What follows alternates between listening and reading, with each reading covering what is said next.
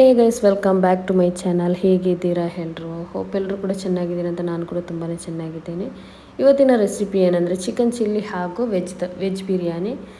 So veg fried rice, veg pulao ಎಲ್ಲ ತಿಂದಿದ್ದೀವಲ್ಲ, ಇವಾಗ ಇದೊಂದು ವೆರೈಟಿಯಾಗಿ ವೆಜ್ ಬಿರಿಯಾನಿ ಹೇಗೆ ಮಾಡೋದಂತ ಹೇಳ್ತಾ ಇದ್ದೀನಿ ಇದರಲ್ಲಿ.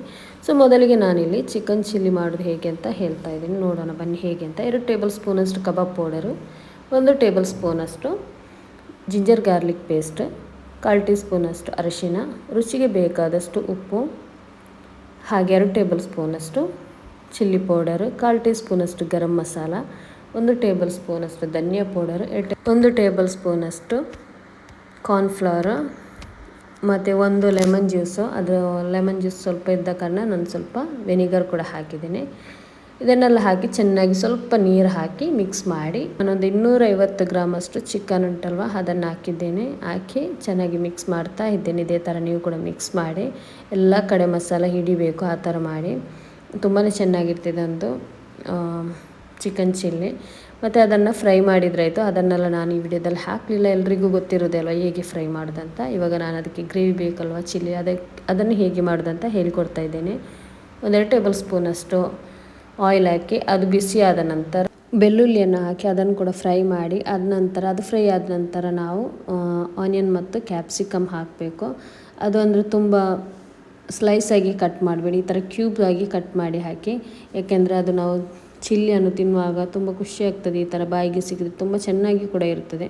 ಸೊ ಹಾಗಾಗಿ ಇದೇ ಥರ ಫ್ರೈ ಮಾಡಿ, ತುಂಬ ಸಾಫ್ಟ್ ಆಗಬೇಕಂತೇನಿಲ್ಲ. ಮತ್ತು ಸ್ವಲ್ಪ ಉಪ್ಪು ಹಾಕಿ ಫ್ರೈ ಮಾಡಿದ ನಂತರ ನಾವು 1 ಟೇಬಲ್ ಸ್ಪೂನಷ್ಟು ಟೊಮೆಟೊ ಸಾಸ್, 1 ಟೇಬಲ್ ಸ್ಪೂನಷ್ಟು ಸೋಯಾ ಸಾಸ್ ಹಾಕಿ, ಮತ್ತೊಂದು 2 ಟೇಬಲ್ ಸ್ಪೂನಷ್ಟು ಚಿಲ್ಲಿ ಸಾಸ್ ಕೂಡ ಹಾಕಿ ಫ್ರೈ ಮಾಡಿ. ಆದ ನಂತರ ನಾವು ಒಂದು ಬೇರೆ ಬೌಲ್ಗೆ 2 ಟೇಬಲ್ ಸ್ಪೂನಷ್ಟು ಕಾರ್ನ್ಫ್ಲವರು, ಬೇಕಿದ್ದರೆ ಫುಡ್ ಕಲರ್ ಕೂಡ ಆ್ಯಡ್ ಮಾಡ್ಬೋದು. ನಾನು ಆ್ಯಡ್ ಮಾಡಿದ್ದೇನೆ ಇದರಲ್ಲಿ.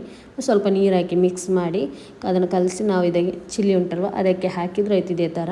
ಆದ ನಂತರ ಅದನ್ನು ಕೂಡ ಸ್ವಲ್ಪ ಮಿಕ್ಸ್ ಮಾಡಿದ ನಂತರ ನಾವು ಫ್ರೈ ಮಾಡಿಟ್ಟ ಚಿಕನ್ ಉಂಟಲ್ಲ ಅದನ್ನು ಈ ಥರ ಹಾಕಿ ಸ್ವಲ್ಪ ಬಾಯ್ಲ್ ಆಗಲಿಕ್ಕೆ ಬಿಟ್ಟರಾಯ್ತು. ತುಂಬ ಏನದು ಕುದಿ ಬರಬೇಕು ಆ ಥರ ಏನಿಲ್ಲ, ಈ ಥರ ಮಾಡಿದ್ರೇ ಸಾಕು.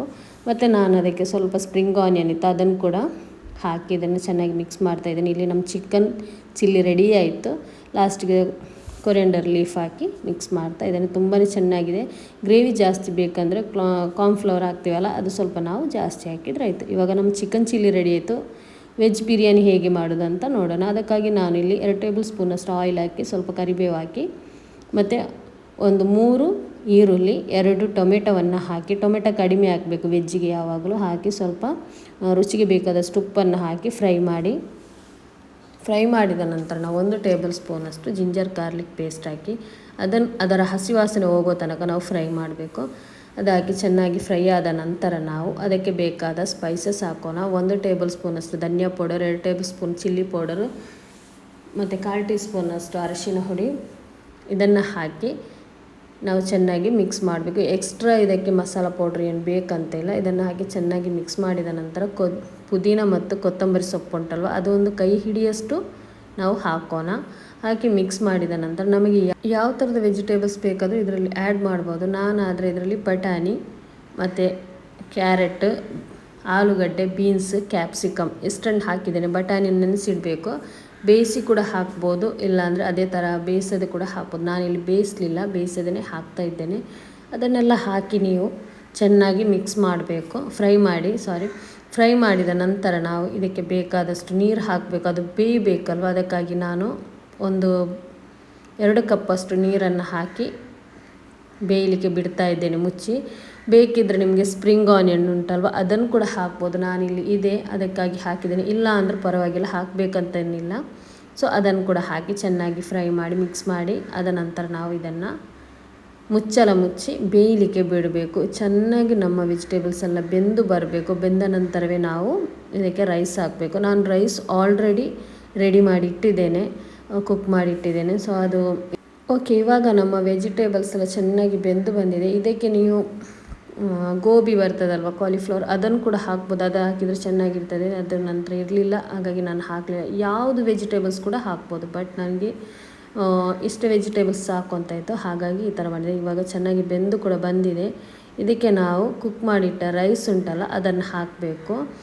ಫ್ಲೇಮನ್ನು ಆಫ್ ಮಾಡಬೇಡಿ, ಆನಲ್ಲಿರುವಾಗಲೇ ರೈಸನ್ನು ಕೂಡ ಹಾಕಿ ಈ ಥರ ರೈಸನ್ನೆಲ್ಲ ಹಾಕಿ ಬೇಕಿದ್ದರೆ ಫುಡ್ ಕಲರ್, ಎಲ್ಲೋ ಫುಡ್ ಕಲರ್ ಉಂಟಲ್ಲ ಅದನ್ನು ಕೂಡ ಹಾಕ್ಬೋದು, ಬೇಡ ಅಂದರೆ ಕೂಡ ಹಾಕದೇ ಇರ್ಬೋದು, ಸ್ಕಿಪ್ ಮಾಡಿ, ಬೇಕಿದ್ದರೆ ಹಾಕ್ಬೋದು. ಮತ್ತು ಮೇಲ್ಗಡೆ ಸ್ವಲ್ಪ ಕೊರಿಯಂಡರ್ ಲೀಫ್ ಹಾಕಿ, ಫ್ರೈ ಆನಿಯನ್ ಇದ್ದರೆ ಅದನ್ನು ಕೂಡ ಹಾಕಿ, ಅದನ್ನೆಲ್ಲ ಹಾಕಿ ನಾನು ಒಂದು 5 ನಿಮಿಷ ಕೆಳಗಡೆ ತವ ಹಾಕಿ ಲೋ ಫ್ಲೇಮಲ್ಲಿ ಬಿಟ್ಟಿದೆ. ಸೊ ಇವಾಗ ನಮ್ಮ ಬಿಸಿ ಬಿಸಿಯಾಗಿರುವ ವೆಜಿಟೇಬಲ್ಸ್ ಬಿರಿಯಾನಿ ರೆಡಿ ಆಯಿತು. ತುಂಬಾ ಚೆನ್ನಾಗಿ ಬರ್ತದೆ ಇದೊಂದು ಬಿರಿಯಾನಿ. ಈ ಥರ ನೀವು ಮಾಡಿ ನೋಡಿ. ವೆಜ್ ಪುಲಾವೆಲ್ಲ ಮಾಡಿ ತಿಂದು ಸಾಕಾಗಿದ್ದರೆ ಇದೊಂದು ಬಿರಿಯಾನಿಯನ್ನು ನೀವು ಟ್ರೈ ಮಾಡಿ. ಅದರ ಜೊತೆಗೆ ನಾವು ಚಿಕನ್ ಚಿಲ್ಲಿ ಮಾಡಿದ್ವಿ ಅಲ್ಲ, ಅದು ಕೂಡ ತುಂಬಾ ಟೇಸ್ಟಿಯಾಗಿ ಬಂದಿದೆ. ಬೇರೆ ಏನು ಇದಕ್ಕೆ ಬೇಡ, ಇದೇ ತುಂಬಾ ಚೆನ್ನಾಗಿರೋ ಒಂದು ಕಾಂಬಿನೇಷನ್, ವೆಜ್ ಪಲಾವ್ ಮತ್ತು ಚಿಕನ್ ಚಿಲ್ಲಿ. ಸೊ ನೀವು ಕೂಡ ಮನೆಯಲ್ಲಿ ಟ್ರೈ ಮಾಡಿ ಫೀಡ್ಬ್ಯಾಕ್ ಹಾಕಿ ನಮಗೆ. ಸೊ ಇವತ್ತಿನ ರೆಸಿಪಿ ನಿಮಗೆ ಇಷ್ಟ ಆಗಿದೆ ಅಂತ ನಾನು ಭಾವಿಸ್ತಾ ಇದ್ದೇನೆ. ಇಷ್ಟ ಆಗಿದ್ದಲ್ಲಿ ಪ್ಲೀಸ್ ಸಬ್ಸ್ಕ್ರೈಬ್ ಮಾಡಿ, ಹಾಗೆಯೇ ಫ್ಯಾಮಿಲಿ ಫ್ರೆಂಡ್ಸ್ಗೆ ಶೇರ್ ಮಾಡಲಿಕ್ಕೆ ಕೂಡ ಮರಿಬೇಡಿ. ನೆಕ್ಸ್ಟ್ ಒಂದು ಒಳ್ಳೆ ರೆಸಿಪಿಯಾಗಿ ನಿಮ್ಮ ಮುಂದೆ ಸಿಗುವವರೆಗೂ ಬಾಯ್, ಟೇಕ್ ಕೇರ್.